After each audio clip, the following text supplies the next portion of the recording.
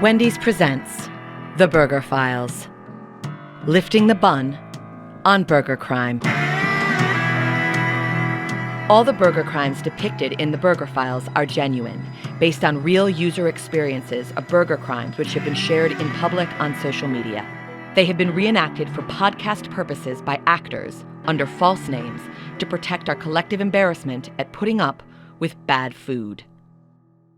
Welcome to The Burger Files, true tales of burger crime with me, Noonan, investigator, podcaster, and according to a multiple-choice survey in a magazine I read once in The Dentist, borderline obsessive.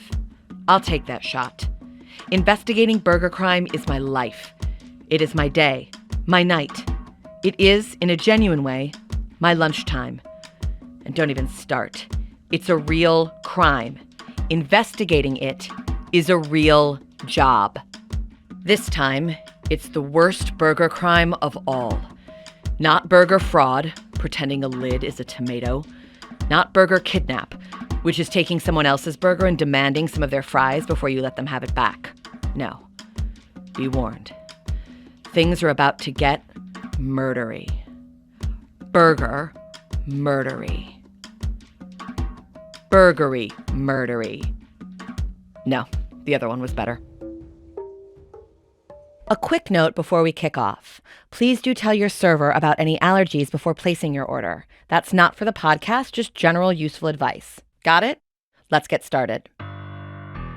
This is episode 3, The Frozen Patty. It's a cold case. A very cold case. A burger treated with such callous brutality that it was served up still frozen in the middle. You think it can't happen, but it did. Here. To someone like you. Maybe with a better haircut. But don't worry. I'm here to get some answers. Do you mind opening your bag? Just for security, thanks. No problem. That's a digital recorder and a microphone. Blacklight. Fingerprint kit. I've come to a major British national library in a major British national capital city because this case requires some research. And these? Portable incident board, drawing pins, ball of red string, full beard and glasses. The crime I'm investigating happened a couple of months ago. It might belong to the past, but like someone giving you a birthday gift with their back to the sun, it casts a dark shadow over the present. Now, a quick word from our sponsor. Like any hard-bitten investigative podcaster, I'm aware that the host-read ad is an area of trust, so I don't advertise anything I don't use. So this is for Wendy's Burgers. Wonderful burgers which I consume and enjoy. There. Testimony. Now for the sales pitch. When you order a burger, you want a treat, not a crime scene. You want something hot, juicy, and fresh. 2 Baconators, coming right up. And at Wendy's, that's what you get. Freshly cut, made-to-order ingredients. 100% fresh British beef served right off the grill. Thank you for choosing Wendy's. Because not making a burger fresh is a crime. A true crime. Save your friends from burger crime with our buy one, get one 50% off on our Baconator. Use the code FRESHBURGERS, all one word, at the kiosk. Full T's and C's available in our podcast bio. Wendy's. We do it fresh. This was a cold case. Sure, the trail might be tough to follow, but the echo of the horrifying burger crime could be heard today, if you knew how to find it. For example, by knowing how to use the resources of a national library. Here I am, in the cafe. I've got a flat white, and I'm logged onto the free Wi-Fi, which means I can read this chilling case in the victim's own words. This was posted on a thread a little while ago. I'll read it to you, and we'll put an actor's voice over the top for dramatic effect. Went to a burger restaurant. Won't say which one, but the burger was still frozen in the middle. Spat it out. Ruined my dinner. I hit the streets and called Jane, my producer. I'm finding the victim hard to trace. I was wondering if you could get an actor to read out their testimony. It's just someone complaining about a burger. Tell you what, I'll cost it, and if I think it's a bit steep, I'll do the voiceovers myself. You're not an actor. How hard can it be? It's a shoddy burger, not Julius Cheeseburger. Look, we're on a tight budget, trust me. Now, what's this cold case of yours? Right. It's a burger, and someone bites into it, but it's frozen in the middle. Stone cold. The guy spits it out and leaves. Right. If you're looking for a cold case, they don't come much colder. Nina, I've spoken to the guys who hired you and who then hired me, and it turns out that they do want you to just investigate what they call burger crime, which is a thing, apparently. Told you. But I make true crime podcasts. I've won awards. I do serial killers and maniacs, with sensitivity and tact, but that's my area. I don't think the bigwigs on this can just want stories of burgers being served badly. That isn't a serious issue. Is it? God damn it!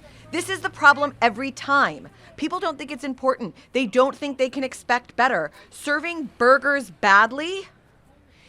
It's a crime.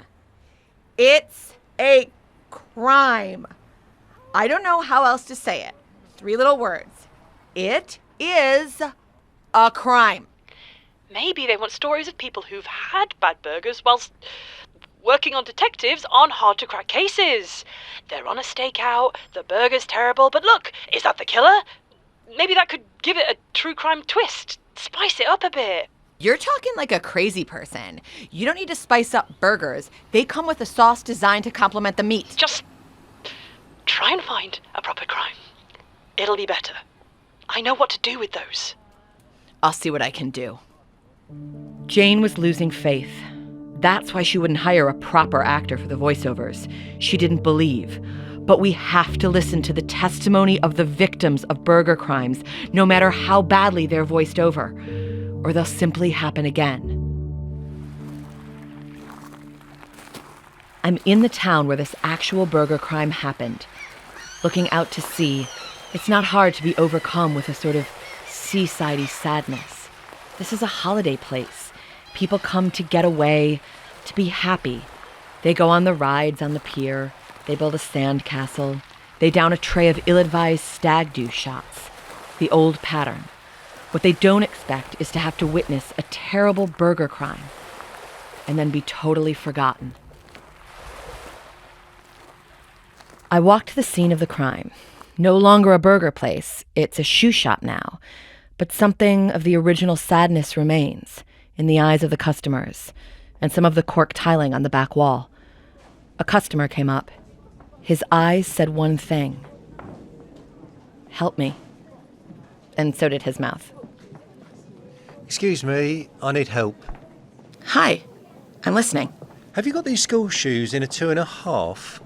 Oh, I don't work here. I'm an investigator. Oh, sorry. What are you investigating? A crime. Were there baddies? Run along, Keenan. You don't need to hear this. Was there a car chase? Go and look at the wheelie trainers. Go on. Sometimes in this job, you need forensics and science. Sometimes you need to go with your gut. Do you get a feeling from this place that something bad happened here long, long ago? In the past? What sort of thing?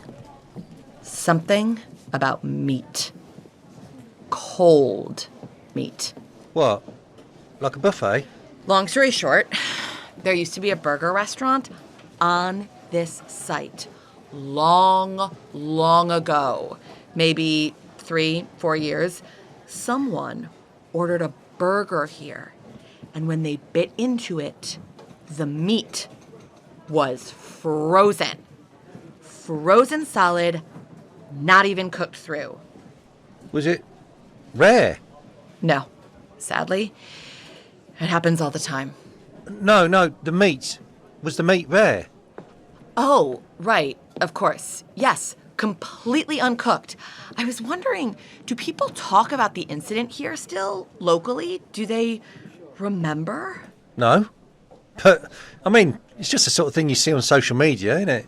A breakthrough, Maybe he was starting to remember. If the burger people were in a hurry or a bit slapdash, busy maybe, they might forget. It's just a quick burger, yeah? Sometimes it's a bit, like, what do you expect? A bit meh. You don't have to put up with this, Let it out. Stop gripping my shoulders. God, you've got strong hands. Feel the pain soaked into the bricks of the building. Let the murder speak. I'm going to go and look at the wheelie trainers. It was as if nothing had ever happened. A town in denial of its own horrifying history. Years after the crime, the burger restaurant closes. Puts a sign in the window. Your nearest branch is wherever. And people just go along with it. They do as they're told, like sheep. They follow, like sheep follow. They don't remember, like sheep don't remember. Where is that goldfish? They go on buying burgers at the very epicenter of all this ancient burger evil, as if there never was a burger crime at all. Life finds a way. It's almost closing time at the shoe shop, the witching hour, and I'm planning something that might seem unconventional, maybe even magical, but which is solid police investigative science. I'm going to stage a reenactment with a full cast of actors to see if it jogs anyone's memories. People may have buried the trauma, so let's try warming up this cold case. Hello. What are you doing here? Your reenactment. Where do you need me to stand? I need actors. I asked for some actors. You're not an actor. I know, but you see, I may not be an actor, but I am already costed into the podcast. Trust me, I don't want to embarrass myself any more than you do. Have you ever acted before? Amdram, school plays, faking interest in a man describing the plot of a film in unnecessary detail? No, but I have done a voiceover for a true crime podcast earlier today, and I think it was adequate. Excellent value. Was it this true crime podcast? Yes. Shut up. Come on. No sense in not using me now. I've splashed out a day return to the seaside. Now, did you find me a proper murder for us to cover? And so, until we were asked to leave by the manager, we jogged the frozen memories of the people of this haunted town through the power of police theater. I played the part of the worker in the burger chain. My producer played the customer. I hoped to God it would work. There's your burger. Thank you. Oh dear, yuck. Not nice. Say it's frozen. It's frozen inside. The meat is frozen, cold and frozen. Do you want to complain to someone out loud? No, I'm spitting it out. Then I'm going home without saying anything, because I don't expect any better. Looks like I got away with murder. Ha ha ha ha ha! Burger murder. And scene. Are you sure you don't want to stab me in the neck or something? No, that's not what happened. Just the facts. To remind people. Nobody's looking. Well, they are, but not in a useful way. Told you. Too traumatized. They've buried it deep. Face it, Nina. It's just a burger. They would look at us if there was a real crime happening. I am not attacking you in a shoe shop. Here, I grabbed some sachets of sauce and a wooden knife from a Wendy's on the way in. Come at me. You know, Amdram style. Knife in the crook of the arm. Put ketchup all over my top. It was no use. Nobody came up to us. Well, apart from a woman who wondered if we had any knee-high boots in brown. Nobody was taken back in time to the frozen burger crime. The traces lingered, but the trail was just too cold. Ever since the first customer got stomach cramps from a roadside hot dog van, the fast food murderers have known they will get away with it and will blame ourselves for expecting too much. But if we turn a blind eye now, who will speak for us in the future? When the spitting and the tutting, the eye-rolling and the leaving the restaurant and not saying anything is just a faint memory. But here, by the sea, where people go to relax and enjoy themselves, I was reminded, a burger is a treat. Maybe we've had a long journey, a long day at work. We put a little bit of money aside to get ourselves something hot and tasty that will say, we're worth it. And they spit it back in our faces. Worse than that, they make us do the spitting ourselves. I found another message from that original victim. Their words drive me on. The crime may be in the past, but the effects stay as fresh as lettuce, echoing through time like lettuce. They're powerful. I'd like to share them with you. I'd had a hard day. But maybe I'm stupid for expecting better from a burger place. I will speak for the victims. I will speak for all of us. Eat safely. Don't have nightmares. Before you go, one more quick word from our sponsor, Wendy's. Hey, they pay the bills, plus expenses. Someone has to cover the cost of Post-it notes and red string.